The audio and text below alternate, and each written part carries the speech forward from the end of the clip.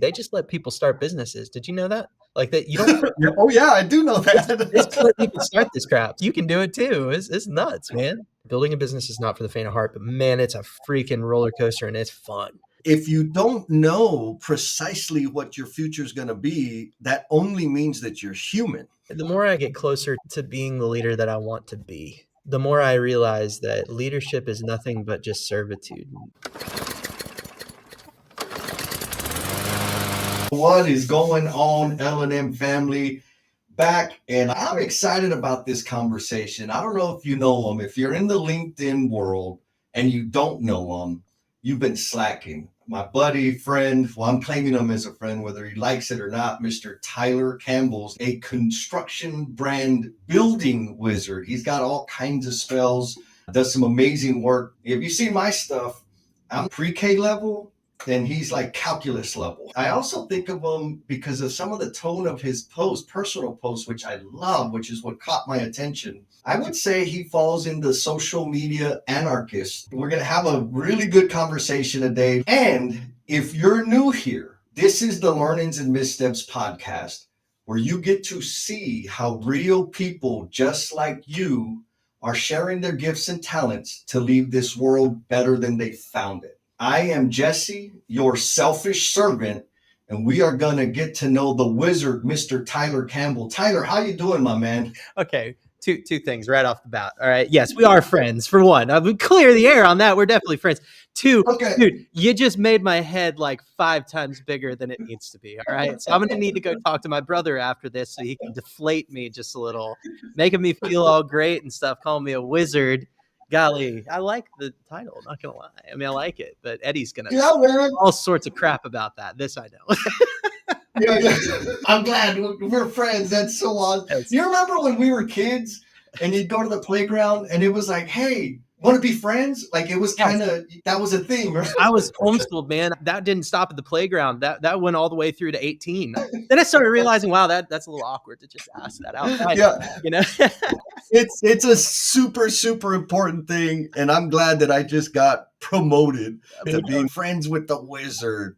And so you talked about an exploded head.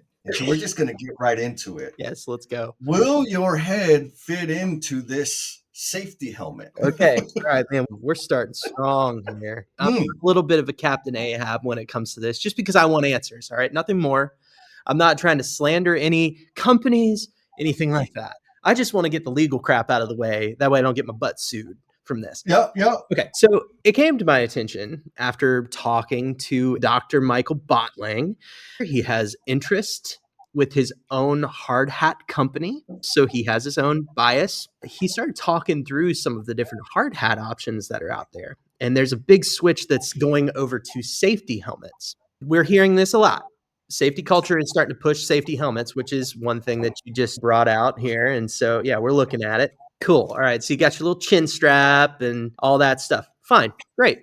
These are being pushed out there as they are the safer option. Now, Jesse, I want you to look underneath there. What does that label say the type class is? Yes. So this is a type 1 class C. All right. So there are 2 different types that we need to be aware of. There's type 1, type 2. Okay. So type 1 is like $13. Go to Walmart, Home Depot, and pick up one of those little 3M hard hats that was in plastic. Mm-hmm. That's a type 1. The only difference is the strap.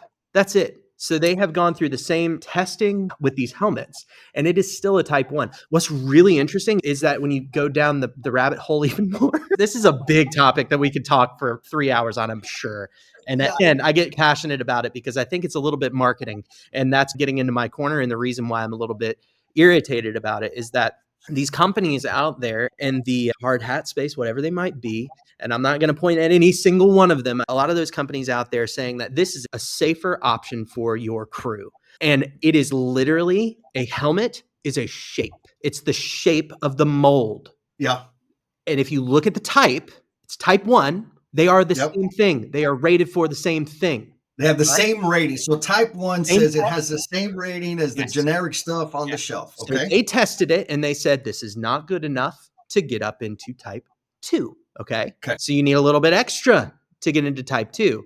Type 2 starts taking into account some of these rotational forces, which are the things that cause concussions. Okay? Yeah. So when you hit something and you snap forward, what happens is it basically scrambles the eggs, causes a concussion. So these type 1 helmets, because they're not geared for that, and they also have this chin strap, could potentially cause more of a concussion risk than the traditional type, the $13 hard hat that you can pick up over at Home Depot. Marketing is telling us that these are safer. They look different, so we believe them. But the reality is they're exactly the same as that $13 hard hat you could pick up over at Home Depot. So you're paying an extra $100 for a shape. Yeah. That's it. Okay. A shape and a strap. That's the difference. That's kicking the bee's nest. And this I know. I actually posted about this several months ago, and I had a very respected friend who is in the construction technology space. He commented on the post and he said, "Hey man, no, you're wrong." He was kind of getting combative with me. He had his safety director, multi-billion-dollar GC, say, "Hey dude, no, actually Tyler's right on this. This is actually an issue." This needs to be something that we research more. We can't just trust the marketing. We can't just trust what is being promoted out there. We have to do our due diligence and find the safest thing for our people. Yes.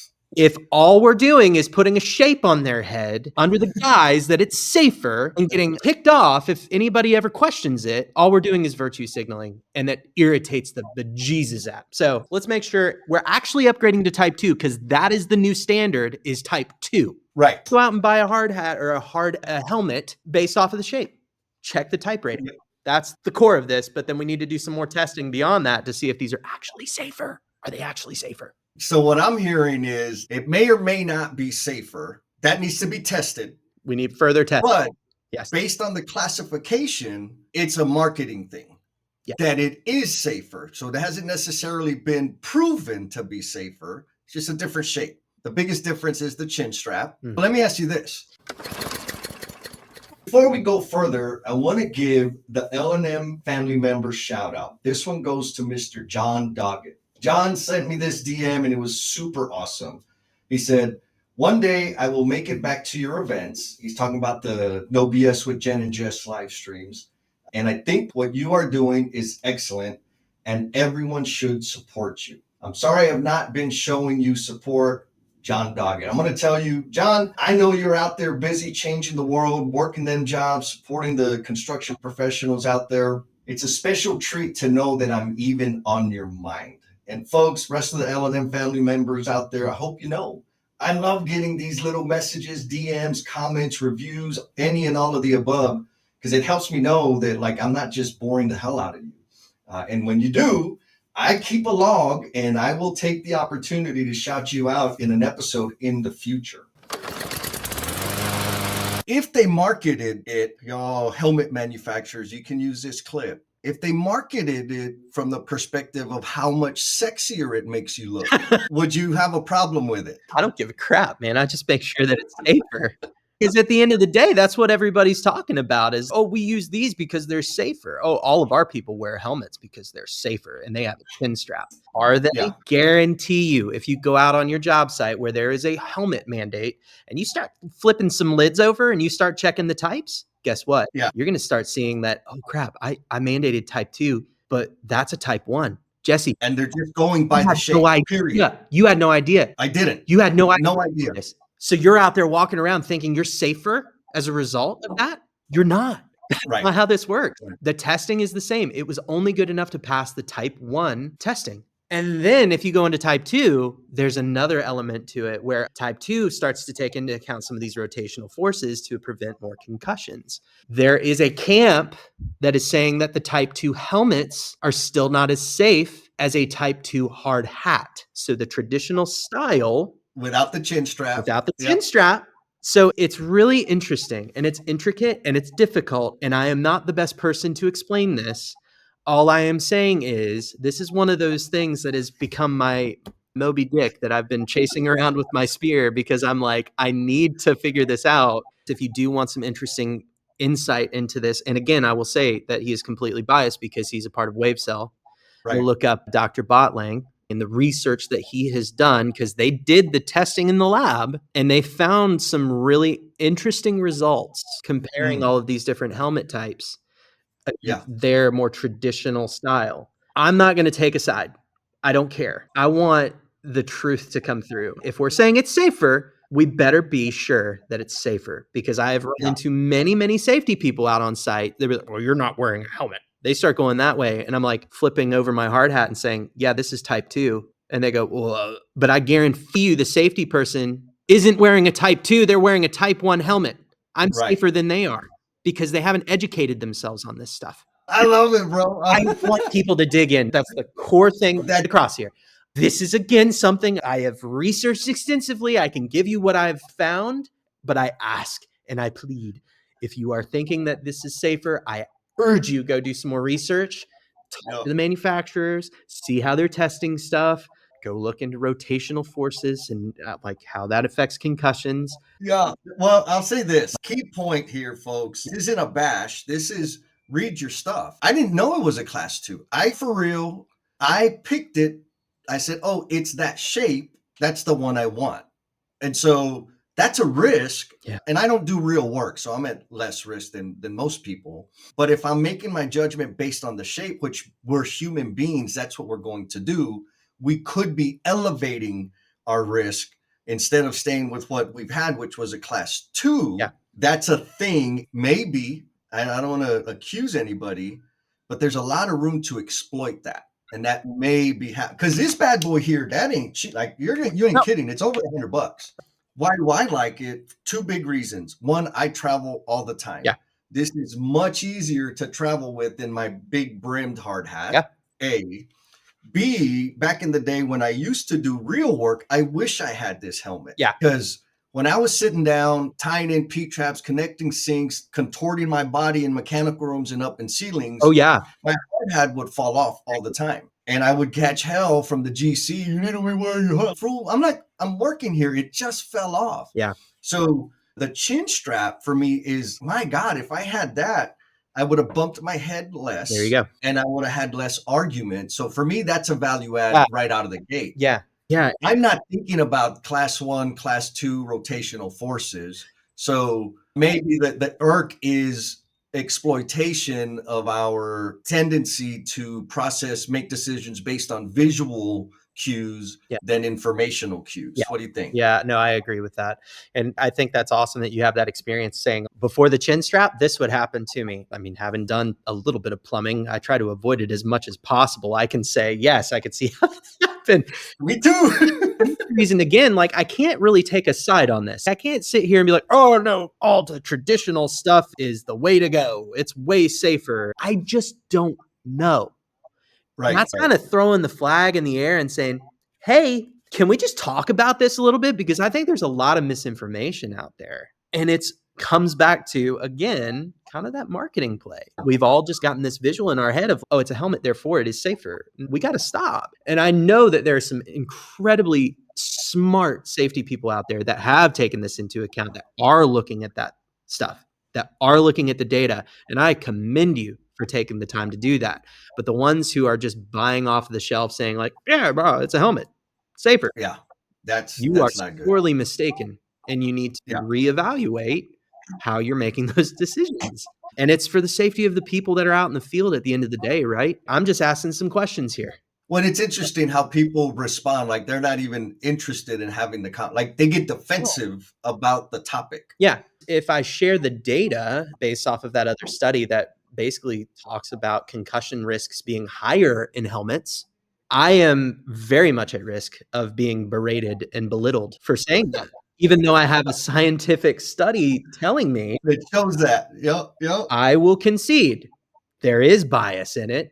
However, I still think there needs to be another peer review study around this sort of thing. Sure. It's completely unbiased. Nobody cares. We are just trying to find the facts. It's not sponsored by a brand. It's sponsored by we the people. And we figure out what is the safety measure that we are going to care about here? Yeah. What is the best solution for our people? I don't care what brand it is. I could give 2 craps. I just want the safest thing for our people. That's the only thing I'm advocating for.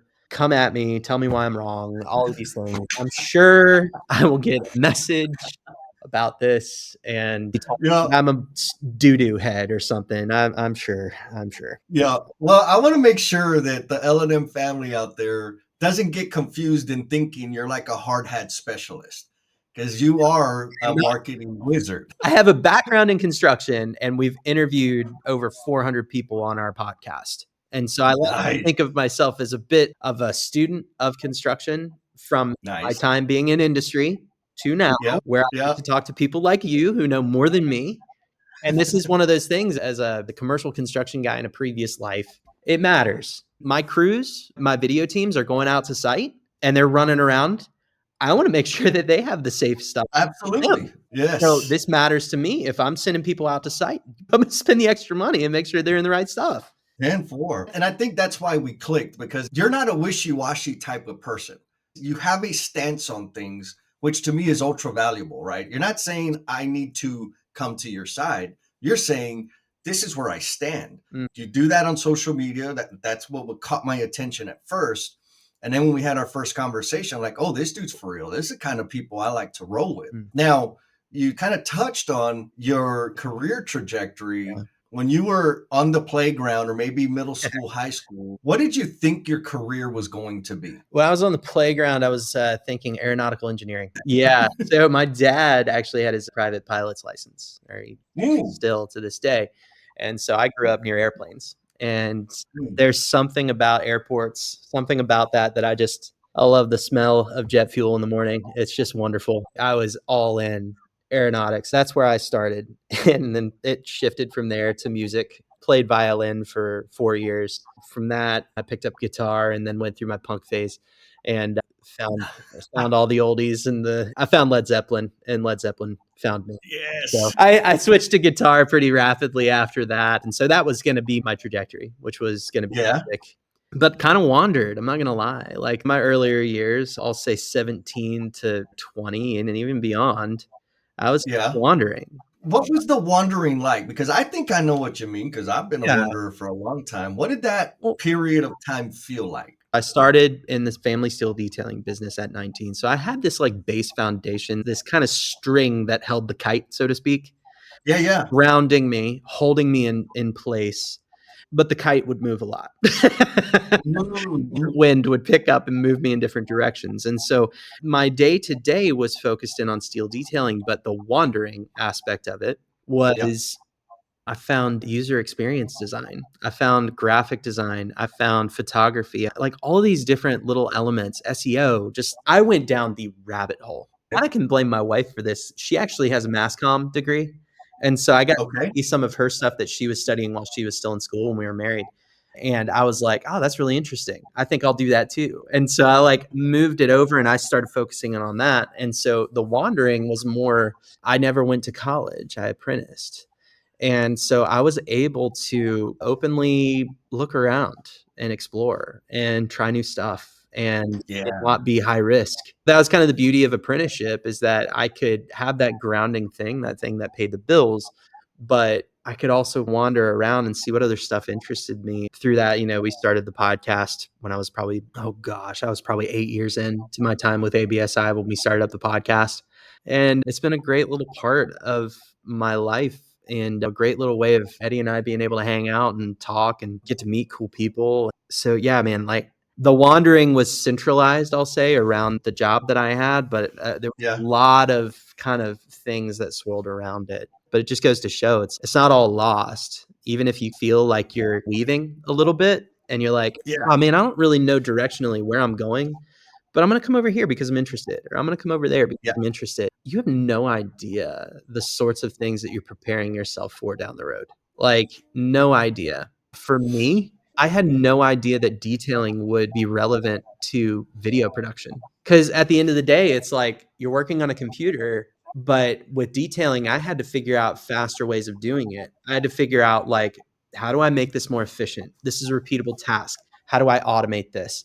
Reading that back into my editors who are fresh out of film school. And I'm saying, no. Why are you clicking that so many times?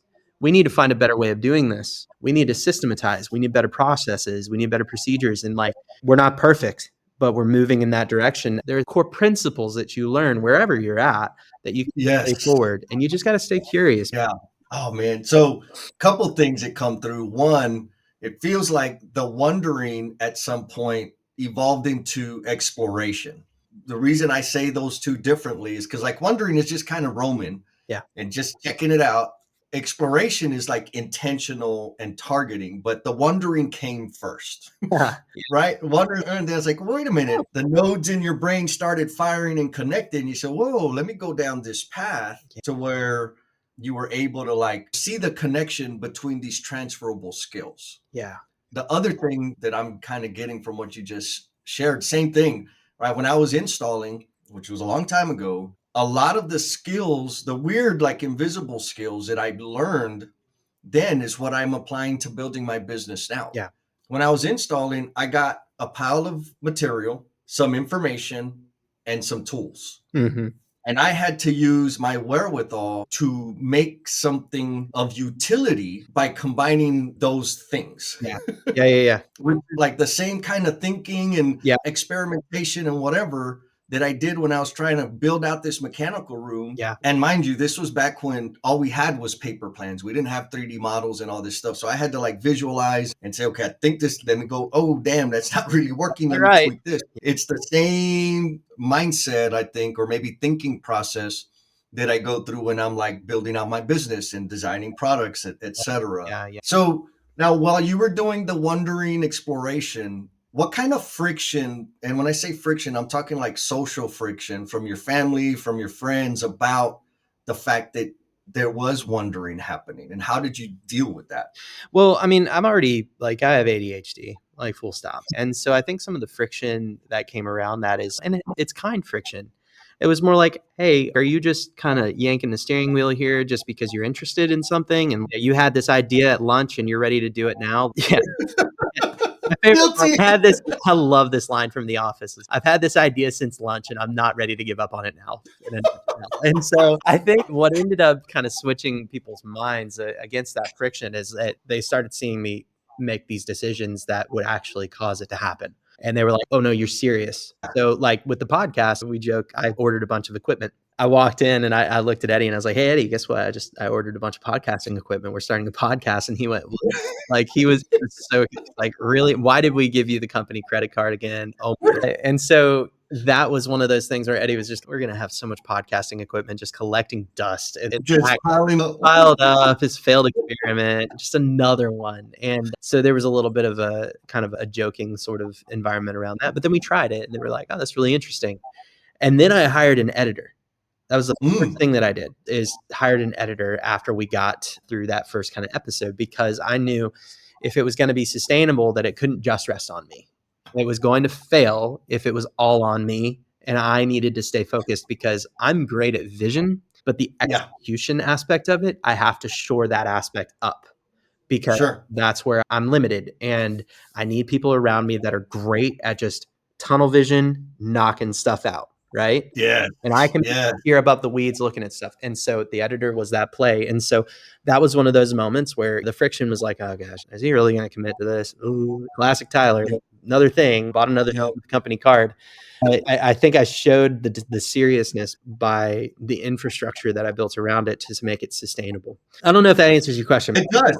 It answers a question in so many ways, because when I got into the trades, and I'm using myself as an example, you have a particular story, and I want the L&M family to know, like, it's not a straight line. If you don't know precisely what your future is going to be, that only means that you're human. And if you're experiencing friction, and you said it very nicely, right? Like, it was kind friction. It's because people cared and were concerned about you. Mm-hmm. And that's valuable to know. So what I want people to take away from that is, if you're having that experience, it's not because you're defective. It's because you're human. Yes. It's a part of the experience. Yeah. The connection of the transferable skills is an important takeaway. Yeah. The awareness, there's all kinds of content out there where people are making big dollars to help people become aware of, are they a visionary? Are they an operational thinker? Are they a galvanizer? I mean, there's all kinds of rubrics and curriculum that help people figure that out about them, because they hit a point in their career or their personal growth that their tendencies are limiting the amount that they can put into the world. So one question I got is, how did you get clear about, okay, I'm a visionary, I'm not the execution dude? Because Eddie's the execution dude. You had an No, I executor. had that, and still to this day, he is the one that holds me to task on most of the things that I do. And whenever I'm feeling like, oh gosh, man, I want to just throw in the towel on this stuff, he is the grinder. He is going to sit in the suck and hold his breath for as long as he possibly can. He is the executioner. He is the operations guy. He knows how to do that. And so I started realizing really quick that whenever I started doing ops within the family business, where I was managing all of the people, I wanted to scale to a point where I did not have to be the one managing all the people, that it was a result of my personality. My personality is that of somebody who has a ton of ideas, who sees a bigger picture, and that seems so grandiose. I don't know. I don't want to paint it as that. I don't want this to come across as I know my personality and my tendencies now.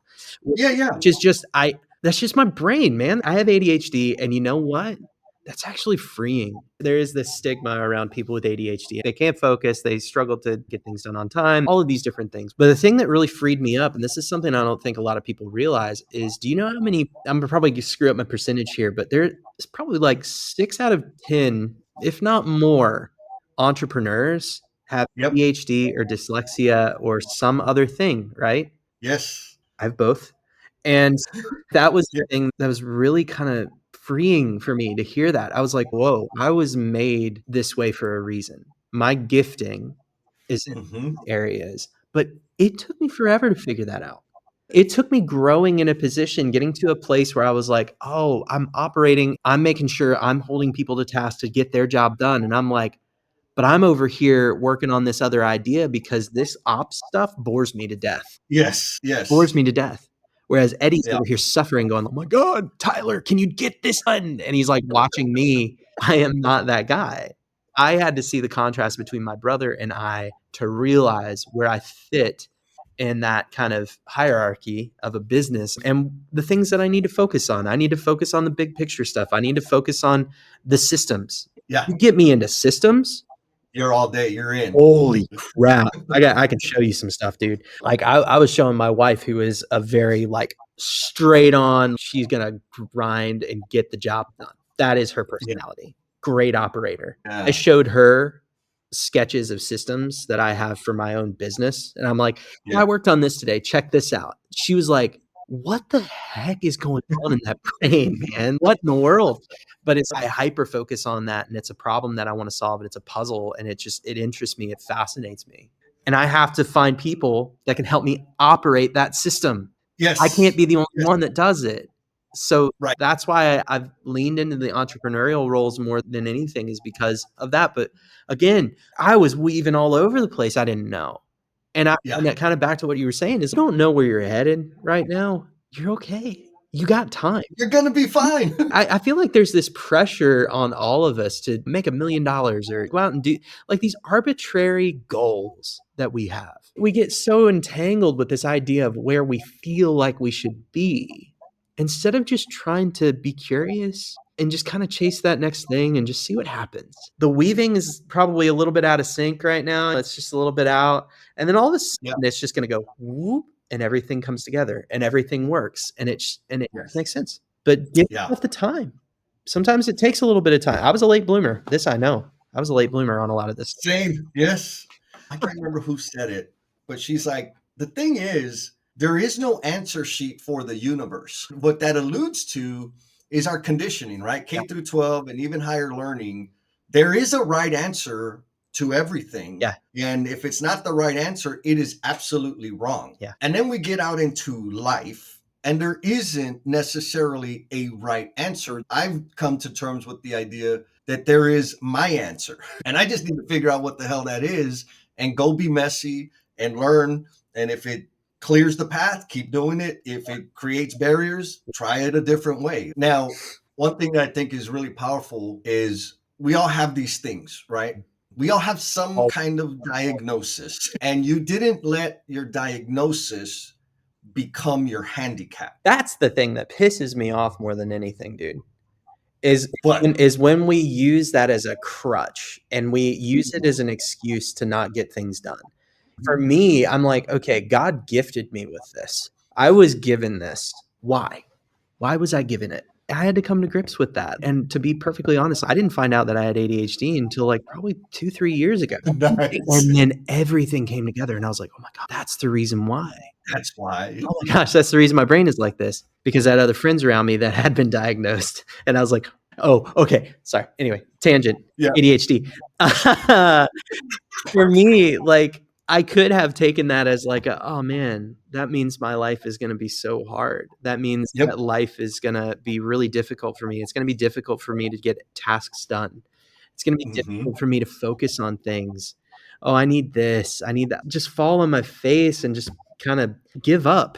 Yeah. Say, I have nothing good to offer because I can't do these things that society tells me I should be able to do. Society tells me that I should be able to have focus.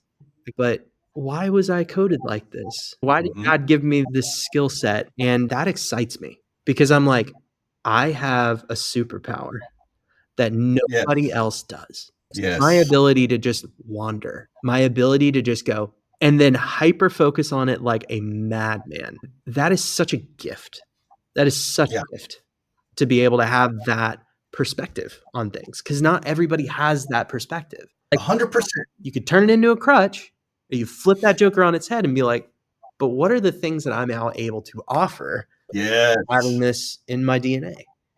You know, my dad, like it or not, he definitely has ADHD. He probably wouldn't say it, but he is that way all the time. And I see that through my father. He is that visionary. He is that person who constantly has more ideas than he knows what to do with. You see that out on his farm. Like, you see all the different crap that he gets on the projects. Yep. and it's okay, and that's fine. But I think that I can see a ton of benefit to it. I can see where it can go awry if it's left unchecked. So you do need to have people around you that can hold you to task and say, listen, I know you have this struggle, but I do need you to focus today. I need you to get this done, because if you do want to complete this goal, which I know you do, you're going to have to put in the work. You can't just flake out on this. So I had to realize this is my personality. I need to have these people around me, build in these people to hold me and centralize me and keep me moving in a singular direction. Yeah. How do you leverage the thing instead of letting it be your crutch? How can you leverage it? And then what you've done, which I think is super valuable, something that I call them my personal advisory group, but I've surrounded myself with specific people. Most of them know that they're on the group. Some of them don't, because they can help keep me in the nucleus of where I can best serve. Yes. And if I don't have those reinforcing people, perspectives, thoughts, etc., who knows where the hell I'm going to go? Exactly. The podcast would not, like our podcast, Construction Brothers, would not be in existence if it weren't for Eddie. Also would not be in existence if it weren't for me. It takes both, right? Yes. It took me to have the ADHD to go, what the heck? I'm going to type stuff. And then it took Eddie going, there's something here. Let's keep investing, and like keep grabbing me by the ear and pulling me in. That insulation of know thyself, know your struggle, and backfill your life with people who are the opposite of you, can hold you to task and respect their opinions. And that can be difficult sometimes. But at the end of the day, like, you've got to go through some of that weaving, some of that wandering to figure out how your brain works, the things that light you up and the things that don't. And then when you start to kind of piece that together, then you backfill for your weaknesses. If you are that person who is a great operator, like you're great at the daily grind, you might need to find somebody who's a visionary to pull on you a little bit. Yeah, to challenge you so you can keep growing and execute. Yes. And if you are that visionary character, that sounds so grandiose. I don't like that. If you are that person who's more prone to wander, if you're the explorer, you're willing to just jump out and go figure stuff out, you need that other person who's that operator to just hold you down and keep you moving on the things that matter to you. Because at the end of the day, that's the only way that you're going to keep moving forward and improve not just your life, but the people around you too. I feel God has given me this ADHD because he knows that I can look at different things and find ways to build businesses find ways to improve people's lives around me. Because at the end of the day, like, my purpose is I want to improve not just my life, but everybody around me as well. Not everybody can do that. Not everybody can vision cast in that way and get people moving in that direction. And so for me, I'm like, I want to be able to get people moving in a direction that makes society better, that makes the world a little bit better place, the construction industry a better place. And I know that God has just kind of geared me for that. Yep. Nothing Yep. great comes by everything going perfect. No, Yeah. it's always Yeah. tribulations, right? Winning is a poor, or success is a poor teacher, because all of a sudden I start thinking it's just because of me, because I'm so awesome. Failure is my best teacher, because I know when I screwed up. I never realized I learned a lot more about failure whenever I started a business. Without failure, you can't grow. Like, you literally can't. I learned that in running, but for some reason I didn't retain it. Right? Right? Yeah. I go out and I try to run a 30-minute 5K or whatever the heck. Like, I'm trying to get sub 30 on a 5K because I'm a slow fat dude. But, I'm like, oh yeah, I want to do these things. But man, in order to do that, I have to fail repeatedly in order to hit that. Yep. And it's failure in multiple ways. It's failure based off of my cardio just isn't good. My legs just don't have the strength in them yet. Heck, I didn't hydrate enough. I didn't eat well enough. All these little variables. In order to meet that goal, you have to learn so much. Yes. And then there are other people out there in the world who can go out and run a 22-minute 5K, wake up, drink a beer, and go run it. That's bullshit. It's like, That's not fair. I know, and it's not. It varies based off of the people. And so Eddie's known for saying this more, is just run your own race, man. Yeah. Stay focused on your stuff. Don't worry about the people around you. And I got caught up in that a lot, Jesse. When we first started the show, I got so focused on the people around us that were also running podcasts. And I was like, competition. I got to that place, and that's not healthy for anybody. Nope. It's not that I'm not competitive. I get that. Our race is completely different than somebody else's out there. When we started this, we had 0 following. You know this. I know that life. Right? Yeah. 0 up. But I was comparing myself with somebody that was 5 years down the road. And why in the heck I wasn't there yet? I'm like, dude, you haven't put that much time into it yet. Right. I do the same thing with my business. I look around and I see somebody else got another job that I'm like, oh man, I really wish we could have done that. And then I got to check my crap at the door and say, well, hey, they've been doing this for 10, but you've only been doing it for 5. Sit down and shut up. Do the work. Do the work. Yes. Oh my God. So Construction Brothers podcast, y'all got to check it out. Tyler and Eddie lighten it up. So you went from aeronautical engineer to wandering kite, detailer, explorer, musician, podcaster, which I love because there's connections between all of those. There's threads in all of those things. Yeah. And then you launched a business. Did that happen after the podcast, or was that concurrent? It happened after the podcast. So we did the podcast for 2 years. And honestly, just kind of got the bug where I was like, I feel like I'm actually pretty decent at this marketing thing. And I also was able to speak a different language than a lot of the other people that we were interacting with in the marketing community around the podcast, because I knew industry. And so I was like, there's value there somewhere, somehow. And so hung out the shingle, called it StoryBuilder, and was like, I don't know what we're going to do. We're going to figure it out. Right? So I had some ideas around what I was going to do, and it changed.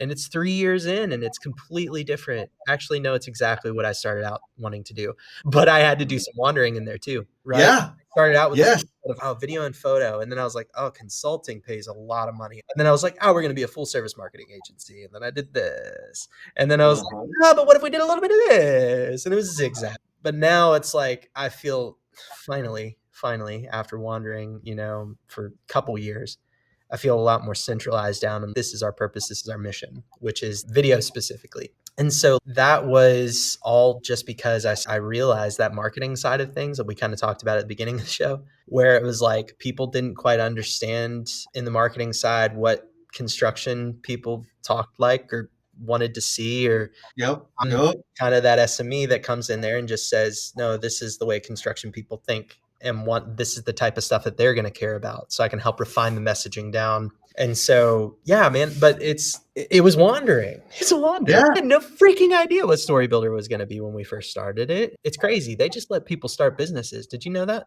Like that you don't Oh yeah, I do know they just that. let people start this crap. You can do it too. It's nuts, man. That was the funny thing is I was like, oh crap, I really don't know what in the heck we're gonna do. And yet I've been able to provide for my family out of that as well. We let fear get in our way a lot. And it's not all as bad as you might think. And I'll say this too. I'll shout out the people around me who were some of the friction, but also there's some people who were just like, oh man, just send it.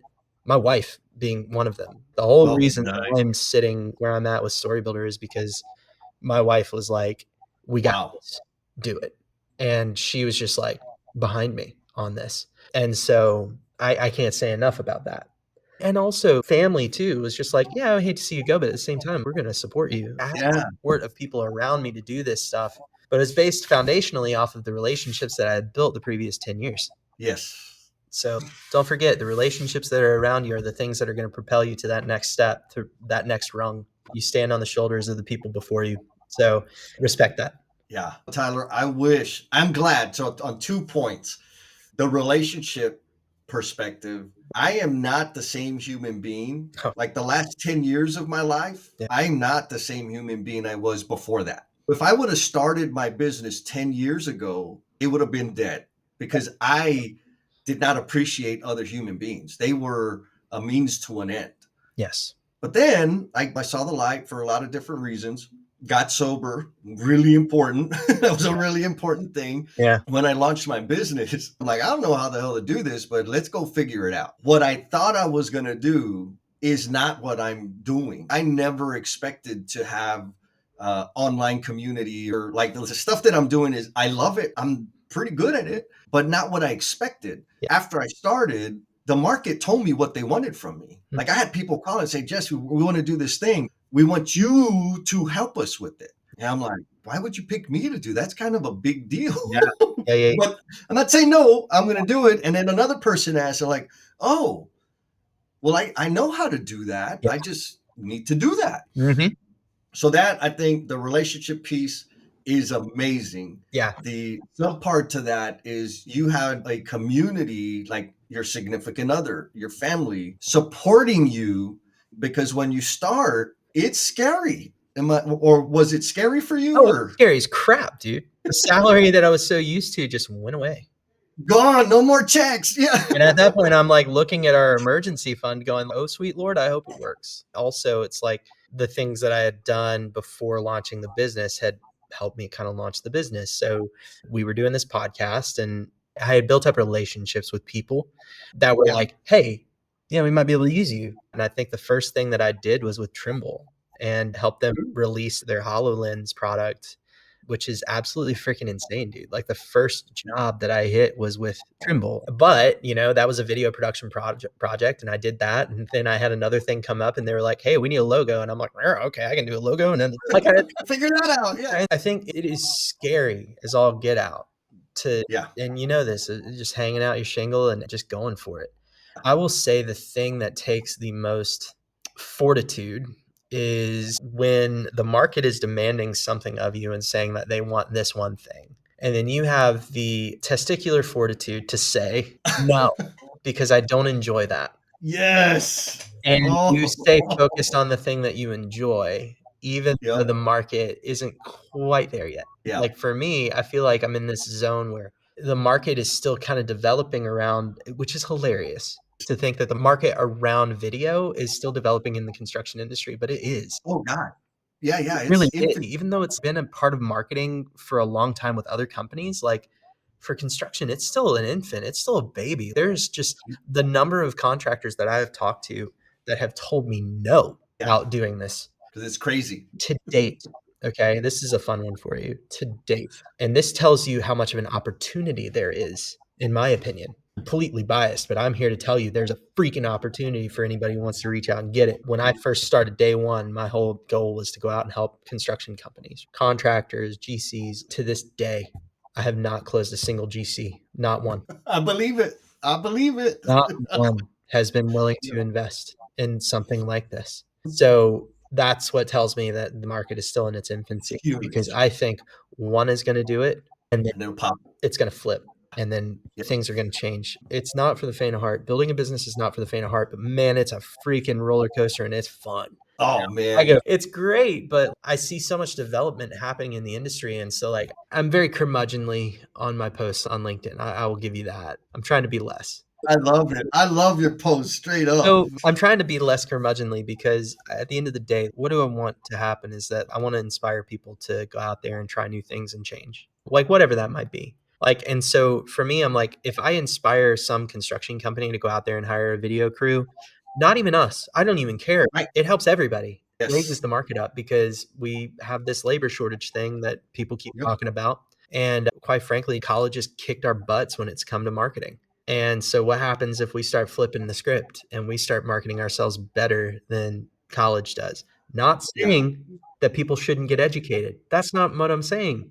That's a different thing. That's a different Totally. thing. We've got to start marketing ourselves to draw this next generation in here, else we're going to be really screwed. We're going to really. Oh yeah. So if what I do, being a curmudgeon, can inspire one person to go out there and try for the construction company, it would be worth it. But I don't want to come across as this person of it's nothing's good. Everything sucks. That's not true, man. There's so much happening in our industry. This is a freaking golden era. Yes. The thing that is setting the stage for the next 100 years, 200 years, 300 years of building. We're in the foundation period of this. Yeah. I am beyond excited with where the industry's at right now because it's just going to get better. Right. There are things we got to talk about and things we got to be straight about. We got to talk about. And we got to be honest. We'll say systems. The system that construction as a whole has been functioning under, it's gonna break. Like some of the data I read was 41% of the construction workforce will be retired by 2030. That's 5 years and a month away. And it's bad. That is very bad. There's some leaders, some early adopters that are doing it differently, demonstrating appreciation for their people. Like they're doing construction differently, but that's the tiny percentage.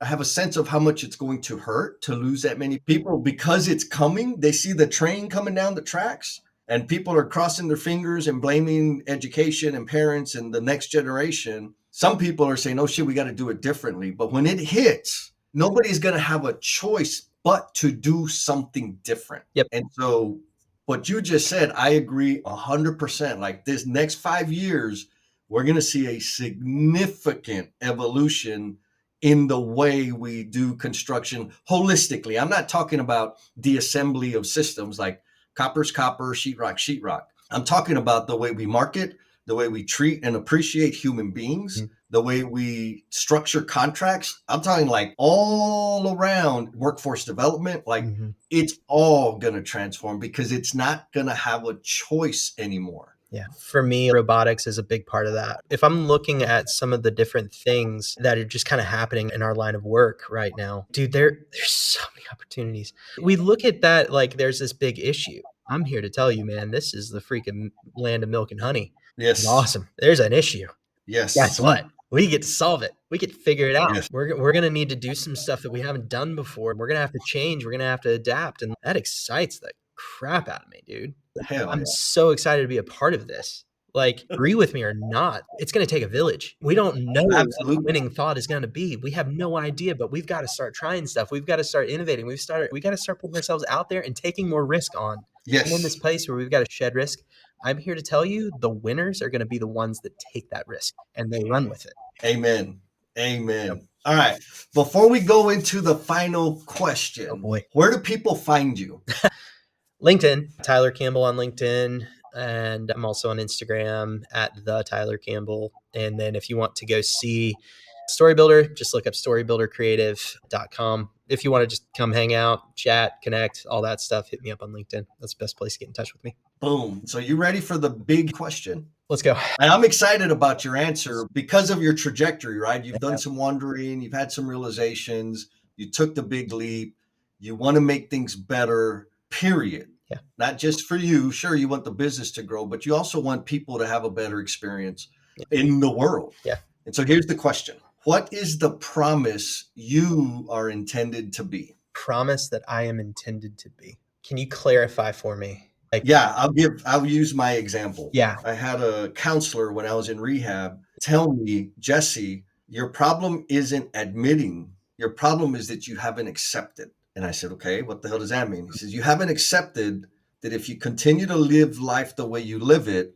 you will never become the promise you are intended to be. And in that moment, I knew what he was talking about. All the times that I was disappointed by myself, all the times I disappointed other people, all the times I started venturing into thinking bigger, but I said, no, that's ridiculous. You're not that important. You're not that good. And so what came super clear was the promise I'm intended to be is to share my gifts and talents into serving others and escorting them on the path to self-discovery. Yeah. So if I was to give just kind of a one word answer, it's servant. I truly think that. And with all of the highfalutin entrepreneur speak bullcrap that gets thrown out there, a lot of times that gets super aggrandized. Leaders are put in this position of being these superhuman, like superhero founder. You know what I mean, right? The more I get closer to being the leader that I want to be,